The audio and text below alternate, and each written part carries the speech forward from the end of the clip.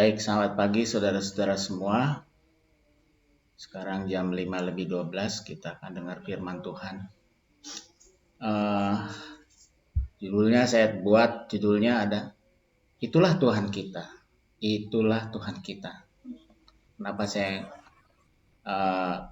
kasih judul seperti itu? Gini saudaraku, nggak mudah ya bagi orang yang dalam pergumulan yang sangat berat menceritakan pengalamannya dengan Tuhan, dia dekat dengan Tuhannya. Karena kalau lihat orang yang senang-senang ya mudah sekali untuk mengucap syukur. Tapi kalau dalam pergumulan untuk mendapatkan keputusan yang cepat itu untuk menghadapi yang sebentar lagi dihadapi yang kelihatannya pintu tertutup itu nggak mudah. Nah, pagi hari ini kita mau lihat firman Tuhan. Bisakah kita berkata dalam batin kita seperti apa kata firman Tuhan? Nah, pertanyaannya hari ini, siapakah sih Allah yang kita percayai itu? Di mana banyak orang menilai Allahnya salah gitu, karena apa yang digambarkannya Allah itu sepertinya nggak punya perasaan, kejam gitu. Mungkin dia mengatakan bahwa Allahnya sedang mencobai manusia dengan bencana alam yang seperti kita alami di NTT sekarang. Atau suka dengar orang, saya lagi dicobai dengan penyakit atau keterpurukan. Jadi manusia berkata Allah sedang mencobai kita. Mungkin saudara sering dengar ya di TV di mana Allah sedang mencobai bangsa Indonesia seperti itu. Apakah benar Allah itu lagi mencobai bangsa ini dengan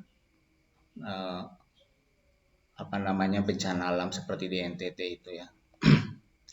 Hal itu membuat jadinya manusia menjadi takut kepada Tuhan. Jadi dia sepertinya tidak dapat melepaskan diri dari kecemasan atau ketakutan itu. Sekarang kita mau lihat apa yang Alkitab ungkapkan, siapakah Allah itu, apa sifat sejatinya Allah itu, saudaraku. Mari saudaraku kita baca firman Tuhan dari Mazmur 86. Ada 3 ayat ya, saya tampilkan di sini sebentar.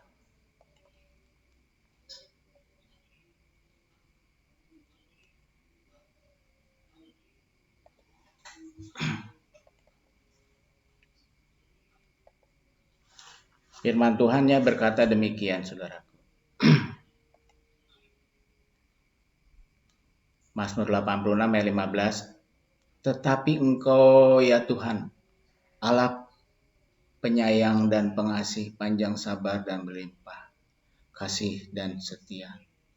Kalau di Daniel 9 ayat 9 berkata, pada Tuhan Allah kami ada kesayangan dan keampunan walaupun kami telah memberontak terhadap Dia. Ingatlah segala rahmat-Mu dan kasih setia-Mu ya Tuhan, sebab semuanya itu sudah ada sejak purbakala. Mazmur 25 ayat 6. Kalau membaca firman Tuhan hari ini kita lihat Allahnya sangat baik sekali ya. Kalau kita melihat firman hari ini, wah luar biasa Tuhan kita. Ternyata Allah kita itu penyayang dan pengasih, panjang sabar dan berlimpah kasih dan setia. Di dalam Tuhan ada kesayangan, ada keampunan, walaupun kita telah memberontak terhadap Dia, kata Daniel 9 tadi. Jadi kita punya Allahnya luar biasa.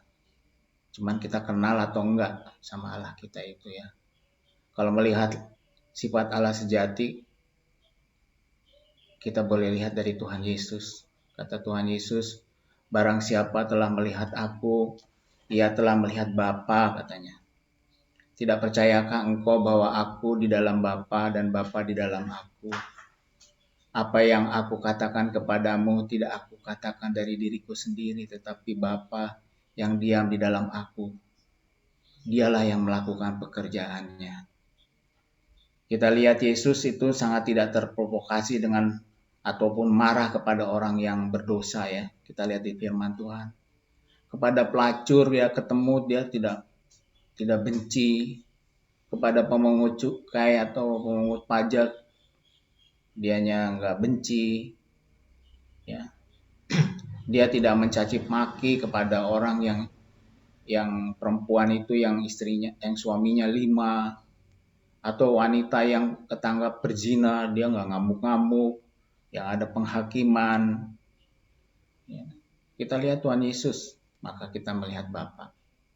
Tuhan Yesus hanya marah kepada ahli Taurat dan orang Farisi yang merasa dirinya benar, yang menolak kasih karunia Tuhan.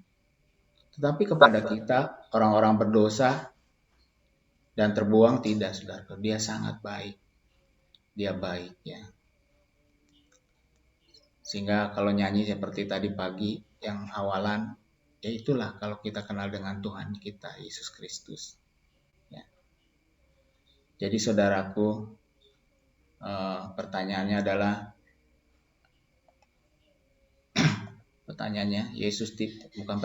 pernyataannya adalah Yesus tidak menentang orang-orang yang gagal dalam hidupnya. Malah dia merangkul mereka itu dengan pemulihan batin yang luar biasa. Itulah kasih karunia Tuhan. Dia sangat baik, dia bukan Allah yang kejam itu yang digambarkan manusia yang sedang mencobai dengan bencana alam ataupun dengan persoalan-persoalan yang pelik yang nggak ada jawabannya.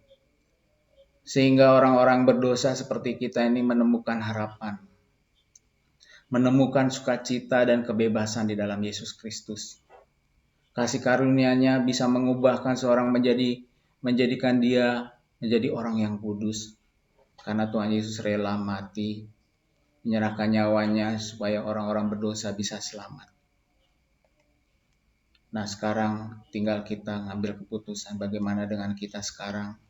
Apakah respon kita atas kasih karunia yang Tuhan berikan kepada kita?